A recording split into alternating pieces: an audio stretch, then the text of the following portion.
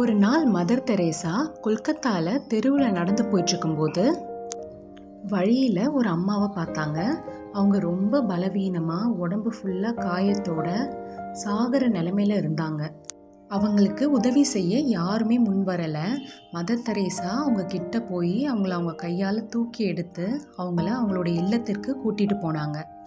அங்கே போய் அவங்களுக்கு மருத்துவ சிகிச்சை அளித்து அவங்கள சுத்தம் செஞ்சு உணவளித்து அவங்கள கவனமாக கண்ணோக்கி பார்த்துக்கிட்டாங்க.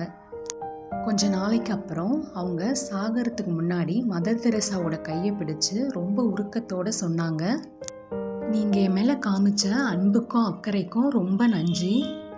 என்னுடைய கடைசி காலங்களில் நான் சாகிறதுக்கு முன்னாடி என்னை ஒருத்தர் உண்மையாக நேசித்ததை நான் உணர்ந்தேன் அப்படின்னு சொல்லிட்டு அவங்க இறந்து போயிட்டாங்களாம். இந்த விஷயம் அவங்களுடைய கருணை, அன்பு, மனிதநேயம், தியாகம் இது எல்லாத்தையும் வெளிப்படுத்துது. சக மனிதர்களை அன்பு செய்து வாழ்கிறதுக்கு ஒரு வாழும் கடவுளாக அவங்க வாழ்ந்தாங்க. அன்பு தான் உலகத்தோட மிகப்பெரிய சக்தி.